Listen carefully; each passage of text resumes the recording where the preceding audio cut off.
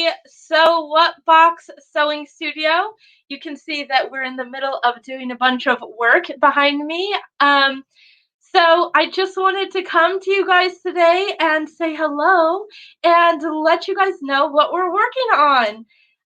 But first, do you remember a couple weeks ago when we took a poll of all of you guys that watched this to ask if you liked to sew barefoot or not barefoot? Well, so many of you guys helped me with that argument with my friend. P.S. We won. Barefoot people are more prevalent than the people who sew with shoes. But we're going to do another question for you guys. So, do you sew with a digital or a non-digital machine? So is your sewing machine computerized where you like click the buttons and there's like a computer screen that shows you numbers and stuff? Or is it the old-fashioned kind with the dials where you click through between your stitch types and stuff? And they actually make a lot of brand new machines like that. So I'm just curious, what are your guys' preferences? Do people nowadays that sew prefer the digital or the non-digital machines? Okay, I'm super curious to see what you guys think. Go ahead and leave it in the comments below, and we'll see which one wins. Okay, so are you so excited to hear about what's going on behind me? Well, do you remember probably a month ago when we had a release of a special Christmas gift collection? Well, um, that was a very limited collection of 12 gifts that are going to be sent out as 12 Days of Christmas. Super cool. We totally sold out of those a long time ago. And there was only 30 people who were lucky enough to get one of those. But today is all about us getting to put those together. So I know that it's not even Thanksgiving yet, but we've been working with Christmas wrapping paper and all that kind of stuff and blaring some Christmas music while putting it all together. And I'm so excited to send them out to you next week. Let me know in the comments below if you're one of those lucky 30 that got one of those and how excited you are to get it. I'm excited to send them to you, and I'm kind of jealous because I didn't have enough leftover items to make myself one, and that's a little sad. So I'm excited for you guys to get those and to see as you open up each day the little gifts that we sent. Okay, so let's get into some fun today. We are actually going to do an unboxing of the last monthly sewing box that we sent out. I've had a lot of questions, people asking what was in the box. They're curious to see what we send out to our members every month. That's an exciting thing, and I'm going to open this up and let you guys know what we sent out in November. For any of you that don't know what I'm talking about, we actually have a monthly sewing club, but rather than it just being like a club that meets online, we actually send out fun boxes full of sewing projects and fabrics and new tools and sewing tips and tutorial videos every month. So these boxes always send out between the 1st and 4th of the month. So this one that I'm going to unbox for you was the one that we sent out at the beginning of November. So all of our members should have had a chance to get this already. And so if you haven't, go ahead and close your eyes if you still want to be surprised on what you get in your box.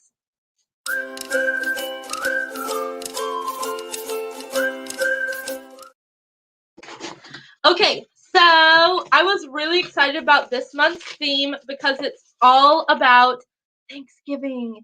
And I'm super excited for Thanksgiving like everyone else in the United States is, right? And around the world, let's be real. So the first thing, we have our little welcome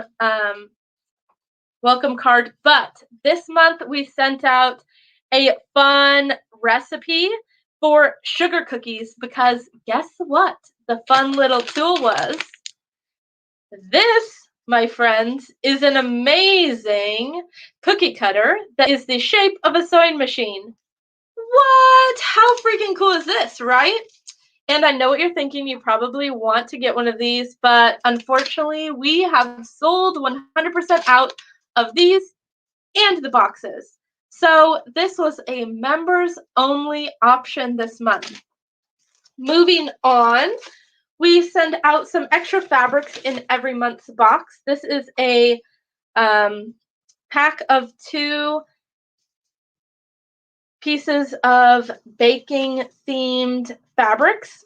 And actually next week on this video, our Wednesday live video, I'm going to use these fabrics to bring an extra special bonus project to you guys. And if you want to make the project that we're going to do next week, you can get any kinds of fabric out of your stash if you're not a member, but it's going to be the perfect thing to use your extra fabrics for if you are a member.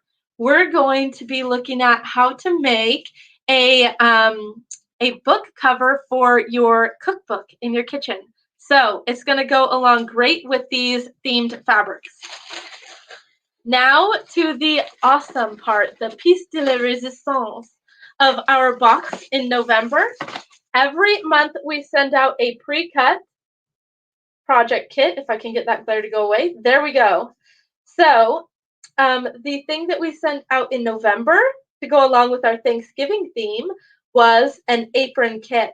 We've been asked to make a kit for aprons forever. So we finally broke down and did it in November, and this kit has all the pre-cut pieces that you need, thread and pins, and a new sewing machine needle.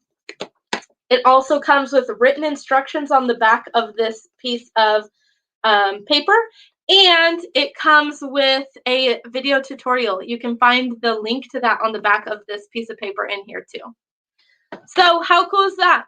If you've gotten your box, let me know what your favorite part of that box is so far. For me, my favorite part is these awesome cookie cutters. Number 1, because I love cookies. But number 2, because I love sewing. And this is going to be the best way for me to show all of my friends and family at Thanksgiving how much I love sewing as they eat my sewing machine cookies. Yes! Okay, so now we've got a couple questions that I'm going to answer. Every Monday, we make a post asking for any sewing questions that you guys want answered, and then I go over those at the end of this video. So if you have questions, remember you can always ask them on Monday, and I'll go ahead and answer them on Wednesday. Or if you have questions, you can always comment them live here, and I will get back to them, back to you during the video. But if you're on the replay, you can still comment, and I'll make sure to answer those.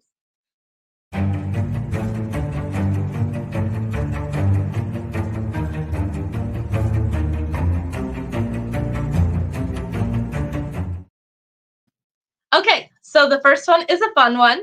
Are there any phone apps for sewing that you recommend? Why, yes. Now, you would usually think that sewing is not a very modern thing, so there's not really very many apps or anything like that. But I have a really great app to share with you.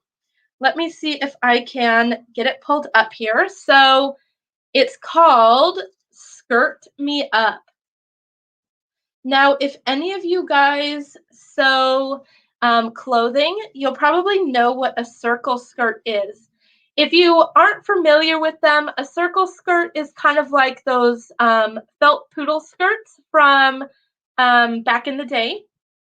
And they're the kind that basically you cut out a circle and then you just cut out a circle on the inside and it drapes around and it looks pretty cool. Well, Skirt Me Up is like a calculator for those. Let me see if I can get this glare to go away. Anyways, you come in here and you're going to get started. Then it will ask you how full you want your skirt, and you're just going to select how full you want it, and then click Next. And then it's going to ask you how long you want it and how big around your waist is. Then it just takes you through the steps, and then it will give you the exact circle shape and size to cut out. This is a game changer. I love it, and it takes all the weird calculations and tons of notepads with math on them away. All I have to do is plug in a couple numbers, and the app does it for me. So again, if you are looking for a good app, you're going to want to find this Skirt Me Up app in the App Store. And I believe that it is available on iPhone and Android. Mine is an Android. And it's free. Okay, next question. I always have trouble sewing knit fabrics. They get stuck down in my machine's bobbin area. Do you have any tips for making this not happen? Okay, any of you guys who have sewn with knits, which are stretchy fabrics, kind of like your t-shirt, you probably have dealt with this. A lot of times if you use too big of a sewing machine needle, what it will do is instead of going through the fabric, it'll just sit on the top and push it down into where your bobbin is. This will really happen if you have a sewing machine with a bigger hole there that the needle goes down into, or even if you have a dull needle. So the first thing to do is make sure that you're using the right kind of needle and that your needle is new and not dull. But if you're still having issues with this, I know sometimes I do, you can take a piece of paper, any kind of piece of paper, and put it down on your sewing machine underneath the fabric that you are sewing. Now, I know this sounds weird, but you can sew on paper. And what this paper is going to do is it's going to act like a barrier between the hole where your needle goes down into the bobbin and your thread, your fabric. So it will keep the fabric on the top instead of going down into the bobbin area. And once you sew along it, you can just take the fabric and the paper out, and this will just tear off. And it's as easy as that. That trick has helped me many times, and I hope that it helps you as well. Okay, so that looks like that's all the questions that I have for now. Again, if you're watching the replay or have any other questions that just popped into your head, go ahead and comment with them below and let me know. I would love to help you with that. Also a reminder, digital versus non-digital sewing machine. Which do you prefer? Do you like the kind that has the digital display, a computerized machine, or do you like the kind with the knob that you twist to make all the different stitches and stuff like that? I'm super curious to find out which of these two wins our poll. All right, guys, I am so blessed to have been able to have this time with you guys today, and I hope that you guys are so blessed too. Happy sewing this week, and I look forward to seeing you guys next week. Bye.